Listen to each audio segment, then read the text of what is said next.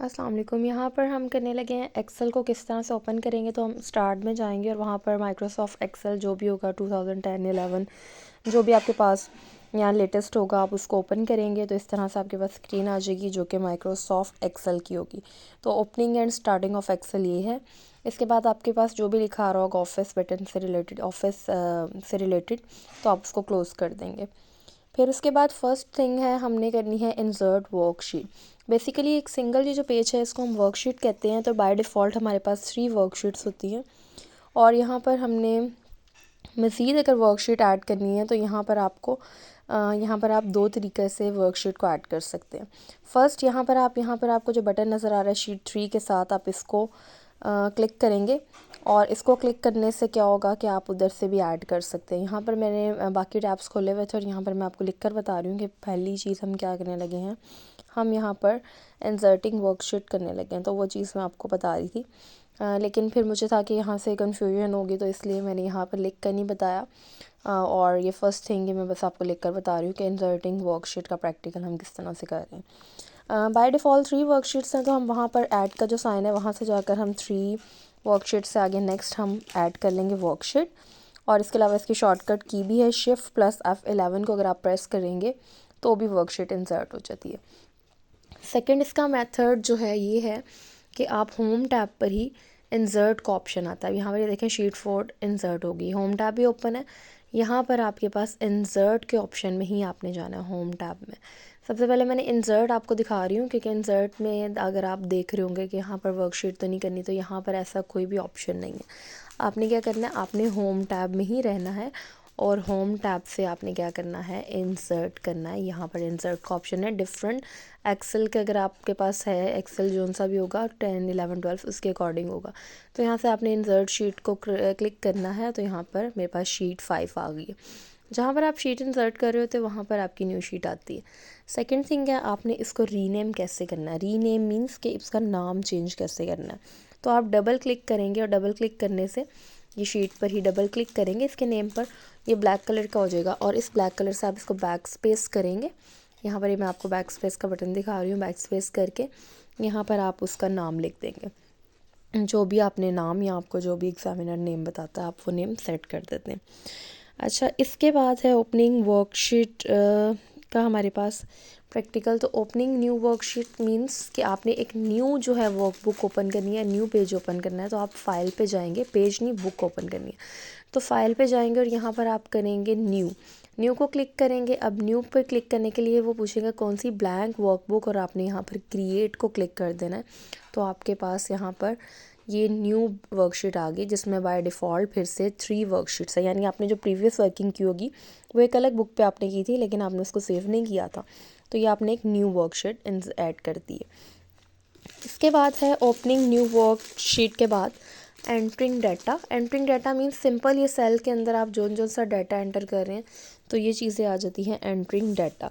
और editing data क्या आ जाता है। एडिटिंग डाटा अगर आपने बहुत ज़्यादा लिखा हुआ है, अपना यहाँ पर कंटेंट लिखा हुआ है, यहाँ पर आप उसको चेंज करना चाह रहे हैं तो आप किसी भी उस पर जाकर सेल पर उसको बैक स्पेस करेंगे सिंपल, और वहाँ पर जाकर आप कुछ और लिख देंगे या चेंज कर देंगे जो आपकी रिक्वायरमेंट है, वो हो जाएगा एडिटिंग डाटा।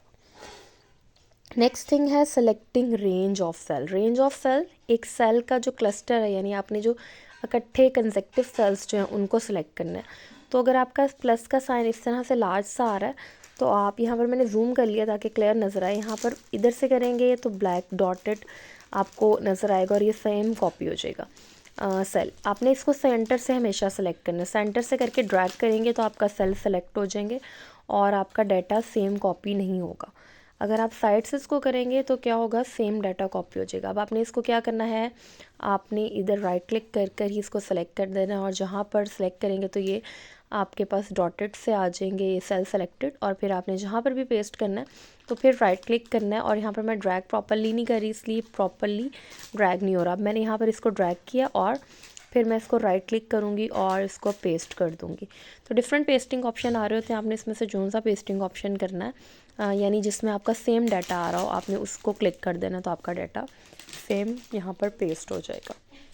नेक्स्ट थिंग है आपके पास ये करने के बाद अब आपने सेलेक्टिंग रेंज ऑफ सेल के बाद आपने मूविंग सेल, ये दोनों सेम ही आ जाए। सेलेक्टिंग रेंज में आपने इसको पहले सेलेक्ट किया था और यहाँ पर मूव कर दिया था, यानी कॉपी कर दिया था, तो ये मूविंग सेल आ रहा है। अब आप यहाँ से डिलीट करना चाह रहे हैं सेल, तो यहाँ पर ऑप्शन है आपके पास, आपने पूरी रो करनी है, सेल करना है। यहाँ पर मैंने सेल किया था। अब ये मैं पूरी रो डिलीट करना चाह रही हूँ, डी एंड 123, यानी यहाँ पर 4 रोज़ है, इनको मैं डिलीट करके 3 करना चाह रही हूँ। तो मैं एंटायर रो को क्लिक करूँगी और ये ओके कर दूँगी, तो मेरे पास ये देखें रोज़ 3 हो गई। इसी तरह अगर आपने कॉलम्स डिलीट करने होंगे तो आप सेलेक्टिंग कॉलम करेंगे डिलीट करने के लिए। ये भी आप राइट क्लिक से भी कर सकते हैं और होम टैब पे डिलीट का ऑप्शन है, वहाँ से जाकर भी डिलीट कर सकते हैं। यहाँ पर ये ऑप्शन है। अब इसके बाद है फ़ॉन्ट फॉर्मेटिंग। फ़ॉन्ट फॉर्मेटिंग, आपने इसका जो साइज़ चेंज करना है और इसका जो स्टाइल चेंज करना है। अभी हमारे पास जो साइज़ है वो 11 है, मैंने पेज को जूम किया हुआ इसलिए आपको जूम नज़र आ रहा है। तो यहाँ पर अब मैं इसका साइज़ अगर चेंज करती हूँ, जो भी आपको साइज़ कहा जाएगा आप वो चेंज करेंगे, तो आप का जो फ़ॉन्ट साइज़ है, अब जैसे यहाँ पर मैंने 26 किया है, तो ये सी साइज़ जो है, सी लेटर का साइज़ जो है चेंज हो गया। और यहाँ पर मैंने इसकी जो है स्टाइलिंग भी चेंज कर दी है। तो यहाँ पर अब मैं इस रो को ख़त्म कर रही हूँ और रो को ख़त्म करके आपको नेक्स्ट थिंग दिखाने लगी हूँ, ऑटो फिल। तो यहाँ से मैं डिलीट कर देती हूँ सिंपल इस एंटायर रो को, ताकि ये जो लार्ज वाली हो गई है, जूम हो गई है, ये आपको सही तरह से नज़र आए। बाकी चीज़ें भी डिलीट कर देती हूँ क्योंकि ऑटो फिल जो है थोड़ा सा चेंज है। तो ऑटो फिल को समझने के लिए यहाँ पर मैंने आपको ब्लैंक पेज कर दिया। अब यहाँ पर मैंने लिखा है संडे, और नेक्स्ट स्टेप में एंटर करने से हम नेक्स्ट लाइन में जाते हैं और हम एंटर करेंगे मंडे, संडे मंडे। अब यहाँ पर मैंने संडे मंडे लिख दिया। ऑटोमेटिकली मैं जाती हूँ, बाय डिफ़ॉल्ट मेरा सब कुछ खुद ही फिल हो जाए, तो मैं इसको रेंज सेलेक्ट करूँगी और होम टैब पर ही आपको ये बटन नज़र आ रहा होगा फिल का। कुछ जगह पे फिल आ रहा होता है और कुछ जगह पे सिर्फ एरो आ रहा होता है। आप उस एरो को क्लिक करेंगे और उस एरो को क्लिक करने के बाद आपने क्या करना है, आपके पास ऑप्शन आएगा सीरीज़ का, आपने सीरीज़ को सेलेक्ट करना है। यहाँ पर आपके पास आ रही है स्टेप वैल्यू। स्टेप वैल्यू में मैंने एंटर किया है जो मैंने वैल्यू दी है, यानी कि संडे। और स्टॉप वैल्यू में जहाँ पर स्टॉप करना चाह रही हूँ, जितनी मैंने रेंज दी है या जहाँ तक मेरी डिज़ायर है कि मैं यहाँ तक आप रेंज देना चाह रही हूँ, जैसे कि मैंने यहाँ सैटरडे दे दिया, आई थिंक सो, हाँ।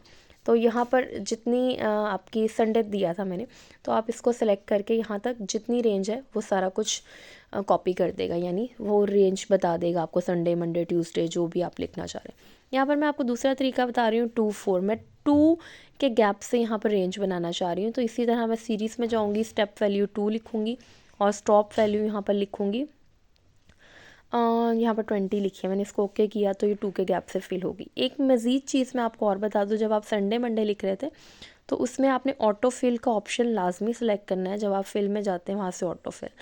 अच्छा, यहाँ पर आपने अब इसको सेव करना है, तो फाइल में जाकर आप इसको करेंगे सेव, और यहाँ पर हमारे पास ऑप्शन आएगा सेव का, और वहाँ से आपने इसको सेव एस करके बुक 1 का नेम आएगा, सेव कर देंगे। तो ये है आपका जो है एक्सेल के प्रैक्टिकल्स। और ये देखिए यहाँ पर मैंने बुक 1 का नेम सेव कर दिया। अब अगर आपने इसको व्यू करने के कहा तो आप फाइल में जाकर ओपन में जाएंगे और व्यू करेंगे जो आपने फ़ाइल सेव की है। तो ये एक्सेल के प्रैक्टिकल्स हैं। आई होप यहाँ पर आपको क्लियरली अंडरस्टैंड हो चुकी होंगी हर चीज़। ऑटो फिल में आपने बस एक ही चीज़, ऑटो फिल जब आप कोई लिख रहे हैं, जैसे संडे मंडे ट्यूसडे लिख रहे हैं, तो उसमें ऑटो फिल को लाजमी सेलेक्ट कीजिएगा। और बाकी 2 4 लिख रहे हैं तो इसमें इसको सेलेक्ट करने की ज़रूरत नहीं है। तो ये सारे एक्सेल की चीज़ें हैं।